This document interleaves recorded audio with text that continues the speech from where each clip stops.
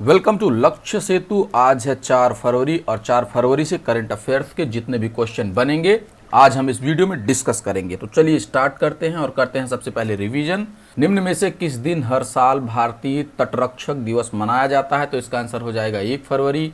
और 2026 के लिए विश्व आर्द्रभूमि दिवस का मुख्य विषय किस पर केंद्रित है? तो इसका विषय केंद्रित है आर्द्रभूमि और पारंपरिक ज्ञान, सांस्कृतिक विरासत का उत्सव।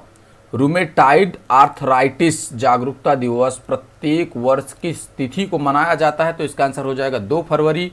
16वें वित्त आयोग द्वारा विभाज्य कर कोष का कितना प्रतिशत राज्यों के लिए आरक्षित रखा गया है? तो इसका आंसर हो जाएगा 41%। कौन सा राज्य 16.5% हिस्सेदारी के साथ भारत का नवीकरणीय ऊर्जा का पावर हाउस बन गया है? तो इसका आंसर हो जाएगा गुजरात। हाल ही में पुरातत्वविदों ने किस देश के ओक्साका में जापोटेक सभ्यता से संबंधित 1400 वर्ष पुरानी एक सुरक्षित कब्र का पता लगाया है? तो इसका आंसर हो जाएगा मैक्सिको। जनवरी 2026 में भारतीय सेना और आईटीबीपी के बीच आयोजित संयुक्त प्रशिक्षण अभ्यास अग्नि परीक्षा का आयोजन कहाँ किया गया? तो इसका आंसर है पूर्वी सियांग, अरुणाचल प्रदेश में। ठीक है। हाल ही में शोधकर्ताओं ने केरल के किस जिले में आर्किड की नई प्रजाति डिप्लोजेंट्रम पाइपिलोसम की खोज की है? तो इसका आंसर है इडुक्की। और पंजाब द्वारा प्रस्तुत कलंदरी धमाल का संबंध किस प्रसिद्ध 13वीं सदी के सूफी संत से है? तो इसका आंसर है लाल शाहबाज कलंदर से। और हाल ही में चर्चा में रही पाथारा या ओडिशा में खोनी किस क्षेत्र की एक पारंपरिक भूमिगत अनाज भंडारण प्रणाली है? तो इसका आंसर हो जाएगा उत्तरी तटीय आंध्र प्रदेश और दक्षिणी ओडिशा। और फरवरी 2026 में भारत के किन 2 नए स्थलों को रामसर सूची में शामिल करने की घोषणा की गई है? तो इसका आंसर है पटना पक्षी अभ्यारण्य और छारी डांट। तो ये था आज का रिवीजन। और अगर वीडियो आप लोगों को अच्छी लग रही हो तो वीडियो को लाइक शेयर सब्सक्राइब जरूर करें। तो चलिए आगे बढ़ते हैं। पोन्यार नदी जल विवाद किन 2 राज्यों के बीच है? तो इसका आंसर है तमिलनाडु और कर्नाटक। तमिलनाडु और कर्नाटक के बीच पोन्यार नदी जल विवाद स्थित है। ठीक है। तो यहाँ पे आप लोग देख सकते हैं पोन्यार जो है यहाँ पे स्थित है। इसके बारे में जान लेते हैं। यह विवाद मुख्य रूप से कर्नाटक और तमिलनाडु के बीच है। आंध्र प्रदेश और पुडुचेरी भी इस नदी के बेसिन का हिस्सा हैं। ठीक है। और पोन्यार नदी जिसे दक्षिण पेन्नार भी कहा जाता है कर्नाटक के नदी हिल्स चिक्काबल्लापुर से निकलती है और बंगाल की खाड़ी में गिरने से पहले तमिलनाडु से होकर बहती है। ठीक है। कर्नाटक द्वारा पोन्नायार की सहायक नदी मार्कंडे पर एक चेक डैम और जल मार्ग परिवर्तन परियोजना का निर्माण किया जा रहा है। तमिलनाडु का तर्क है कि इससे नदी के निचले बहाव वाले क्षेत्रों में पानी की भारी कमी हो जाएगी, जो 1892 और 1833 के पुराने जल समझौते का उल्लंघन है। ठीक है। और इंडियन कॉन्स्टिट्यूशन के आर्टिकल 262 के तहत संसद को अंतर्राज्यीय नदियों के जल के उपयोग, वितरण या नियंत्रण से संबंधित विवादों के न्याय निर्णयन यानी एडजुडिकेशन के लिए कानून बनाने की शक्ति देता है। ठीक है। और अंतर्राज्यीय नदी जल विवाद अधिनियम 1956 क्या है? तो इसी अनुच्छेद के तहत संसद ने यह कानून बनाया है कि इसके अनुसार यदि राज्यों के बीच बातचीत से विवाद नहीं सुलझता तो केंद्र सरकार एक न्यायाधिकरण यानी ट्रिब्यूनल का गठन करती है। और न्यायालय अधिकार क्षेत्र क्या है? तो आर्टिकल 262 क्लॉज 2 के तहत संसद यह प्रावधान कर सकती है कि ना तो सर्वोच्च न्यायालय और ना ही कोई अन्य न्यायालय ऐसे विवादों में अपने अधिकार क्षेत्र का प्रयोग करेगा। हालांकि प्रक्रियागत देरी या न्यायाधिकरण गठन के निर्देशों के लिए सर्वोच्च न्यायालय हस्तक्षेप कर सकता है, जैसा कि इस मामले में हुआ है।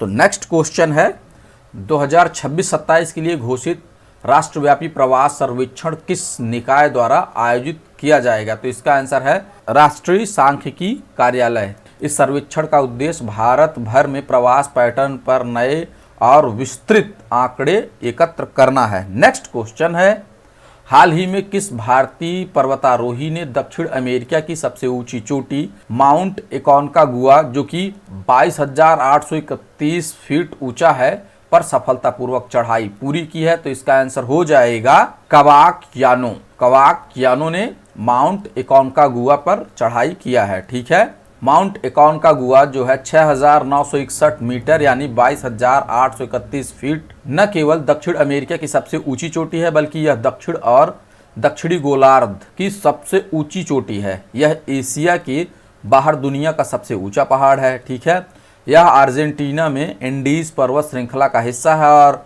कावाक्यानो अरुणाचल प्रदेश की एक निडर पर्वतारोही हैं। उन्होंने इससे पहले माउंट एवरेस्ट पर भी विजय प्राप्त की है। तो नेक्स्ट क्वेश्चन है, हाल ही में भारतीय विमानपत्तनम प्राधिकरण के बोर्ड में सदस्य मानव संसाधन के रूप में नियुक्त होने वाली पहली महिला कौन बनी है? तो इसका आंसर है निवेदिता दुबे जी। निवेदिता दुबे जी नियुक्त हुई हैं।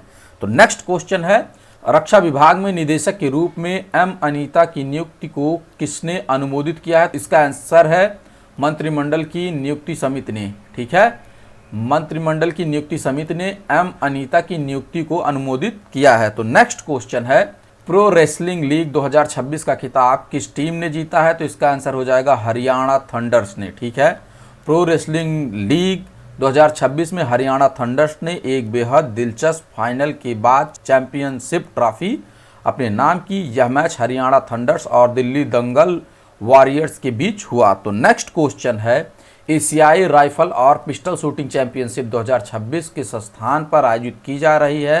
तो इसका आंसर हो जाएगा डॉक्टर करड़ी सिंह शूटिंग रेंज। ठीक है, डॉक्टर करड़ी सिंह शूटिंग रेंज में एशियाई राइफल और पिस्टल शूटिंग चैंपियनशिप 2026 का आयोजन किया जा रहा है।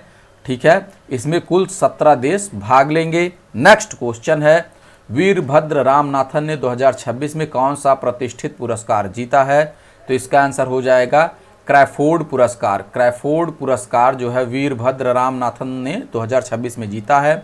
भारतीय मूल के जलवायु वैज्ञानिक वीरभद्र रामनाथन को वर्ष 2026 के क्रैफोर्ड पुरस्कार से सम्मानित किया गया है। क्रैफोर्ड पुरस्कार उन विषयों में दिया जाता है जिन्हें नोबेल पुरस्कारों में शामिल नहीं किया गया है, जैसे खगोल विज्ञान, गणित, जैव विज्ञान और भूविज्ञान। यह पुरस्कार royal Swedish academy of sciences द्वारा प्रदान किया जाता है, वही संस्था जो भौतिकी और रसायन विज्ञान को नोबेल पुरस्कार देती है। तो नेक्स्ट क्वेश्चन है, करिम्पुझा वन्यजीव अभ्यारण्य किस राज्य में स्थित है? तो इसका आंसर हो जाएगा केरल। केरल में करिम्पुझा वन्यजीव अभ्यारण्य स्थित है। ठीक है, करिम्पुझा वन्यजीव अभ्यारण्य में हाल ही में किए गए जीव जंतुओं के सर्वेक्षण से केरल के सबसे युवा संरक्षित क्षेत्र की जैव विविधता में उल्लेखनीय वृद्धि हुई है। यह अभ्यारण्य केरल के मलप्पुरम जिले में नीलगिरी की पश्चिमी ढलानों पर स्थित है। इसका नाम चालियार नदी की सहायक नदी करिम्पुझा नदी से लिया गया है। यह वन नीलगिरी जीवमंडल अभ्यारण्य और